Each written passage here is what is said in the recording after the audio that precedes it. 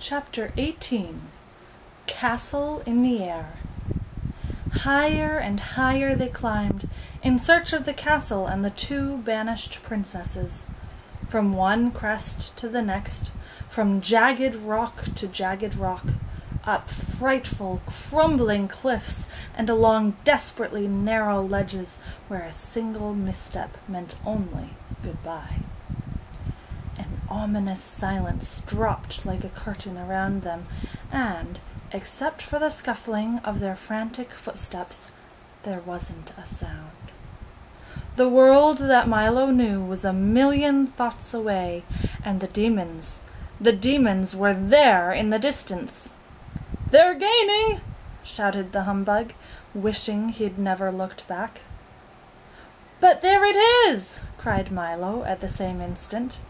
For straight ahead, climbing up from atop the highest peak, was a spidery spiral stair, and at the other end stood the castle in the air.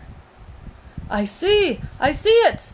said the happy bug, as they struggled up the twisting mountain trail. But what he didn't see was that, curled up right in front of the first step, was a little round man in a frock coat, sleeping peacefully on a very large and well-worn ledger. A long quill pen sat precariously behind his ear. There were ink stains all over his hands and face, as well as his clothing, and he wore a pair of the thickest eyeglasses that Milo had ever seen.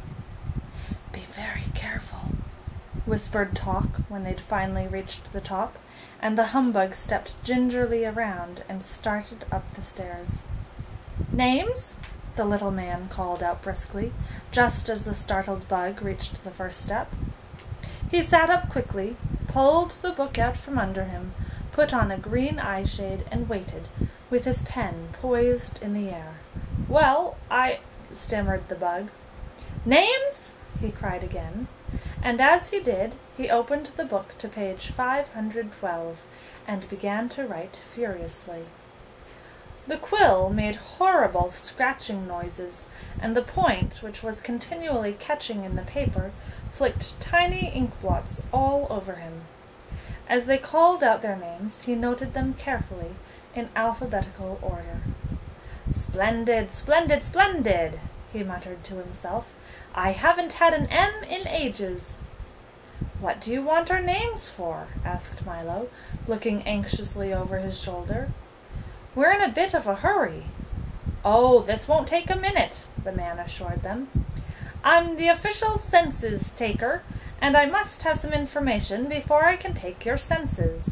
Now, if you'll just tell me when you were born, where you were born, why you were born, how old you are now, how old you were then, how old you'll be in a little while, your mother's name, your father's name, your aunt's name, your uncle's name, your cousin's name, where you live, how long you've lived there, the schools you've attended, the schools you haven't attended, your hobbies, your telephone number, your shoe size, shirt size, collar size, hat size, and the names and addresses of 6 people who can verify all this information. We'll get started. One at a time, please. Stand in line, and no pushing, no talking, no peeking." The humbug, who had difficulty remembering anything, went first. The little man leisurely recorded each answer in 5 different places, pausing often to polish his glasses, clear his throat, straighten his tie, and blow his nose. He managed also to cover the distressed bug from head to foot in ink. "Next!" he announced very officially. "I do wish he'd hurry," said Milo, stepping forward, for in the distance he could see the first of the demons already beginning to scale the mountain toward them, no more than a few minutes away. The little man wrote with painful deliberation, finally finished with both Milo and Talk, and looked up happily. "May we go now?" asked the dog, whose sensitive nose had picked up a loathsome, evil smell that grew stronger every second. "By all means," said the man agreeably. "Just as soon as you finish telling me your height, your weight, the number of books you read each year, the number of books you don't read each year, the amount of time you spend eating, playing, working, and sleeping every day, where you go on vacations, how many ice cream cones you eat in a week, how far it is from your house to the barber shop, and which is your favorite color. Then, after that, please fill out these forms and applications, 3 copies of each, and be careful. For if you make one mistake, you'll have to do them all over again." "Oh, dear," said Milo, looking at the pile of papers. "We'll never finish these." And even as he spoke, the demons swarmed stealthily up the mountain. "Come, come," said the census-taker, chuckling gaily to himself. "Don't take all day. I'm expecting several more visitors any minute now."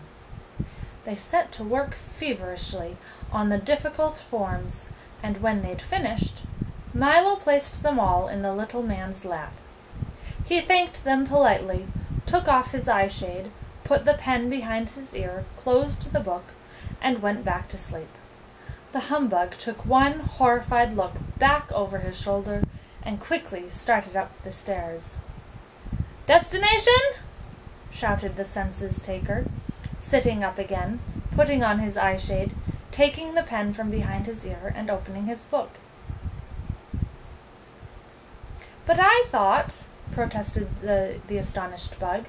"Destination," he repeated, making several notations in the ledger. "The castle in the air," said Milo impatiently.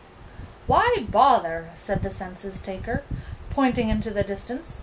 "I'm sure you'd rather see what I have to show you." As he spoke, they all looked up, but only Milo could see the gay and exciting circus there on the horizon. There were tents and sideshows and rides and even wild animals, everything a little boy could spend hours watching. "And wouldn't you enjoy a more pleasant aroma?" he said, turning to talk. Almost immediately the dog smelled a wonderful smell that no one but he could smell. It was made up of all the marvelous things that had ever delighted his curious nose. "And here's something I know you'll enjoy hearing," he assured the humbug. The bug listened with rapt attention to something he alone could hear, the shouts and applause of an enormous crowd, all cheering for him. They each stood as if in a trance, looking, smelling, and listening to the very special things that the census-taker had provided for them, forgetting completely about where they were going and who, with evil intent, was coming up behind them. The census-taker sat back with a satisfied smile on his puffy little face as the demons came closer and closer, until less than a minute separated them from their helpless victims. But Milo was too engrossed in the circus to notice, and Talk had closed his eyes, the better to smell, and the bug, bowing and waving, stood with a look of sheer bliss on his face, interested only in the wild ovation. The little man had done his work well, and, except for some ominous crawling noises just below the crest of the mountain, everything was again silent. Milo, who stood staring blankly into the distance, let his bag of gifts slip from his shoulder to the ground, and, as he did, the package of sounds broke open, filling the air with peals of happy laughter, which seemed so gay that first he, then Talk, and finally the humbug joined in, and suddenly the spell was broken. "There is no circus!" cried Milo, realizing he'd been tricked. "There were no smells!" barked Talk, his alarm now ringing furiously. "The applause is gone," complained the disappointed humbug. "I warned you! I warned you! I was the census-taker," sneered the census-taker. "I help people find what they're not looking for, hear what they're not listening for, run after what they're not chasing, and smell what isn't even there. And furthermore, he cackled, hopping around gleefully on his stubby legs, I'll steal your sense of purpose, take your sense of duty, destroy your sense of proportion, and, but for one thing, you'd be helpless yet. What's that? Asked Milo fearfully. As long as you have the sound of laughter, he groaned unhappily. I cannot take your sense of humor, and, with it, you've nothing to fear from me. But what about them? Cried the terrified bug, for at that very instant the other demons had reached the top at last, and were leaping forward to seize them. They ran for the stairs, bowling over the disconsolate census-taker, ledger, ink bottle, eyeshade, and all, as they went. The humbug dashed up first, then Talk, and lastly Milo, almost too late, as a scaly arm brushed his shoe. The dangerous stairs danced dizzily in the wind, and the clumsy demons refused to follow. But they howled with rage and fury, swore bloody vengeance, and watched with many pairs of burning eyes as the three small shapes vanished slowly into the clouds. Don't look down, advised Milo as the bug tottered upward on unsteady legs. Like a giant corkscrew, the stairway twisted through the darkness, steep and narrow, and with no rail to guide them. The wind howled cruelly in an effort to tear them loose, and the fog dragged clammy fingers down their backs. But up the giddy flight they went, each one helping the others, until at last the clouds parted, the darkness fell away, and a glow of golden sun-rays warmed their arrival.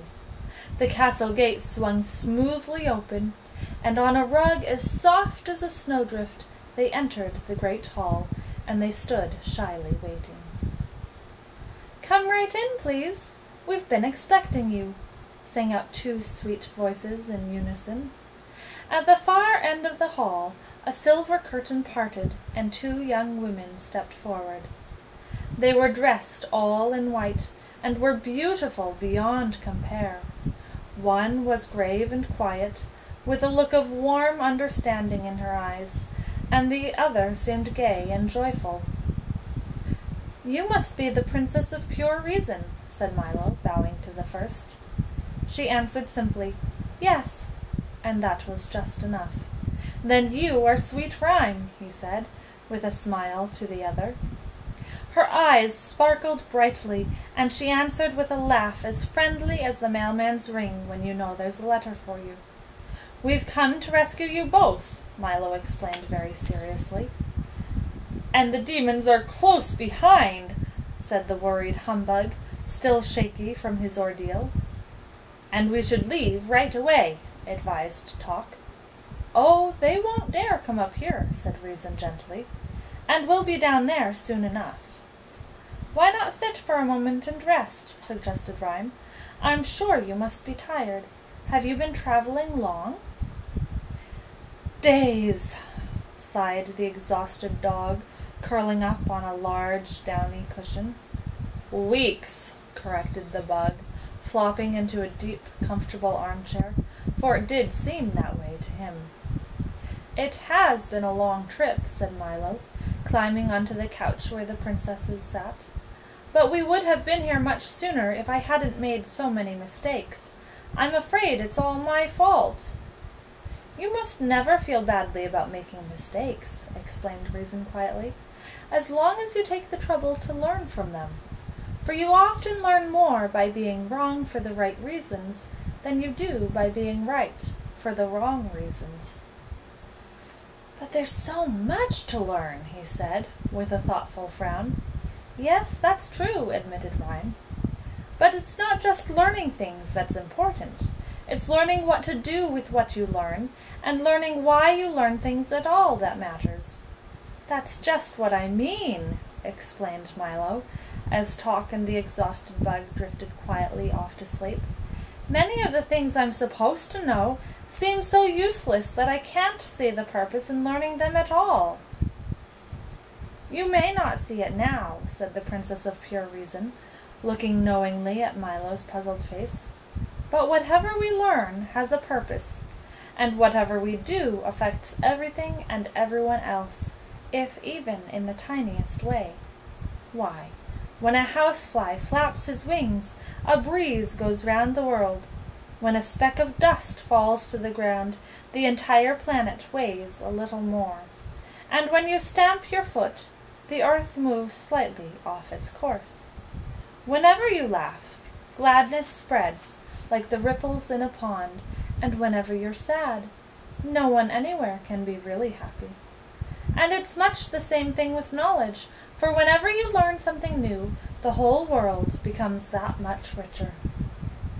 And remember also," added the Princess of Sweet Rhyme, "that many places you would like to see are just off the map, and many things you want to know are just out of sight or a little beyond your reach. But someday you'll reach them all, for what you learn today, for no reason at all, will help you discover all the wonderful secrets of tomorrow." "I think I understand," he said, still full of questions and thoughts. "But which is the most important?" At that moment the conversation was interrupted by a far-off chopping noise. With each loud blow, the entire room and everything in it shook and rattled. Down below, on the murky peak, the demons were busily cutting the stairway loose with axes and hammers and saws. Before long, the whole thing collapsed with a tremendous crash, and the startled humbug leapt to his feet just in time to see the castle drifting slowly off into space. "We're moving!" he shouted, which was a fact that had already become obvious to everyone. "I think we had better leave now," said Rhyme softly, and Reason agreed with a nod. "But how will we get down?" groaned the humbug, looking at the wreckage below. "There's no stairway, and we're sailing higher every minute." "Well, time flies, doesn't it?" asked Milo. "On many occasions," barked Talk, jumping eagerly to his feet. "I'll take everyone down." "Can you carry us all?" inquired the bug. "For a short distance," said the dog thoughtfully. "The princesses can ride on my back, Milo can catch hold of my tail, and you can hang on to his ankles." "But what of the castle in the air?" the bug objected, not very pleased with the arrangement. "Let it drift away," said Rhyme, "and good riddance," added Reason, "for no matter how beautiful it seems, it's still nothing but a prison." Talk then backed up 3 steps and, with a running start, bounded through the window with all his passengers and began the long glide down. The princesses sat tall and unafraid. Milo held on as tight as he could, and the bug swung crazily like the tail on a kite. Down through the darkness they plunged, to the mountains and the monsters below.